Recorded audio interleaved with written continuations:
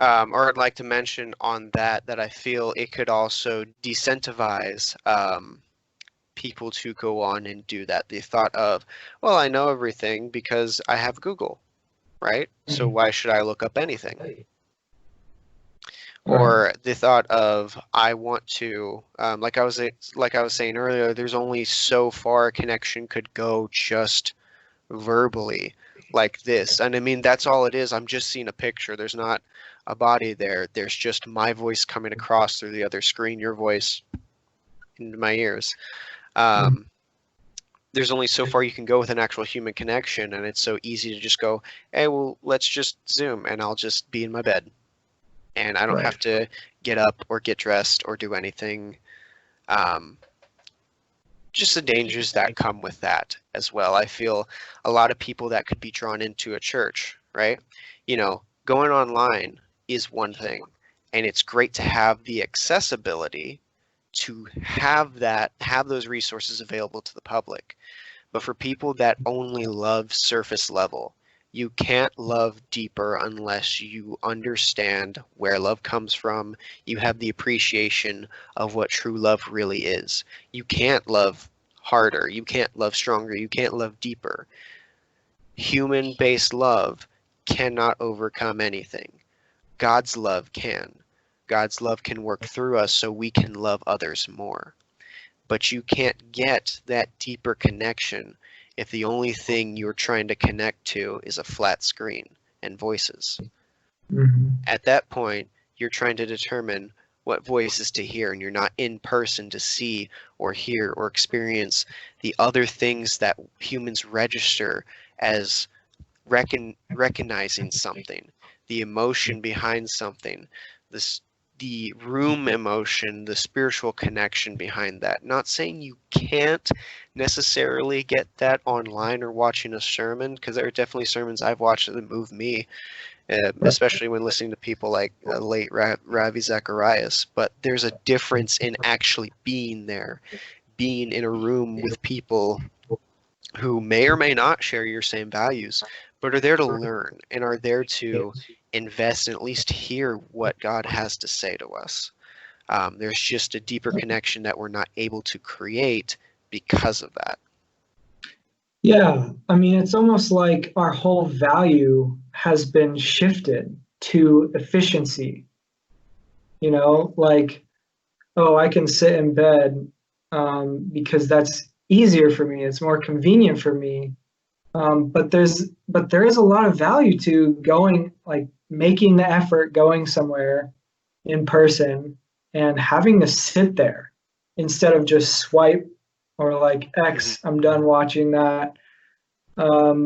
This guy, Wes Avram, he says the instant response becomes the most valuable response. And so educators become choreographers of immediacy rather than midwives of slower wisdom. Mm. I just think that's so true. Um, like how wisdom is got is so different through the means of technology.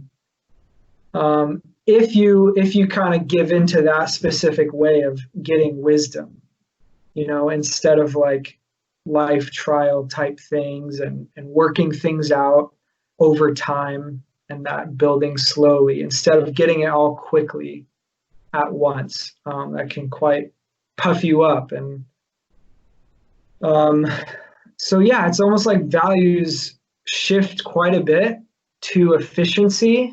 And I think that is quite limiting and dangerous at times. Um, With the yeah, what do you ease think of about that? technology does come a lot of. Sorry, did I freeze up? Nope, Okay. still going. With the ease of technology does come a lot of shortcomings thereof. The incentivize to be lazier because things have gotten more efficient. I was just thinking, what would, based on what you said earlier, what would happen if we just got rid of technology in today's standard? Would the human race survive? The answer is yes. We survive. We have, up until this point. Um, It's just a lot of things have become easier, and thus the avenues for certain mentalities or mindsets that aren't necessarily the healthiest have become um, more accessible.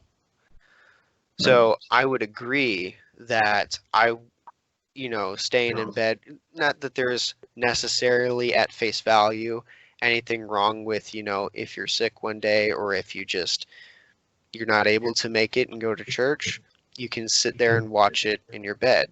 I've done it once or twice when, I wasn't able to sign up in time to go to church, so I was like, okay, well, I gotta watch it at home. Um, but still, the incentive to go there, make that connection, is so much more rewarding, but there's more behind it than just what's actually happening at that time. What you're doing is you're setting a precedent to continue the work that Jesus had for us, which is to connect with others, to show up, to be present. You can't connect to others if you're not present, if you're not there. Not to say you can't connect online, but again, going back to you can only connect so far over a screen. There's a difference in emotional reading that I could get from us sitting in a room and talking about this thing than just right here on the other side of the screen. I'm having to guess your emotions and guess um, your thought process based on what I'm seeing on screen. Whereas in Mm. the room, you can feel a room, you can feel the atmosphere, you can emotionally connect with people, and the topics can become more deeper and more intentional because of that. Yeah. Um, just that type of incentive to make things more efficient so you have to do less does Right. kind of work against what the Bible says is you will work every day by the sweat of your brow. You know, sunrise, sunset, you got to be working.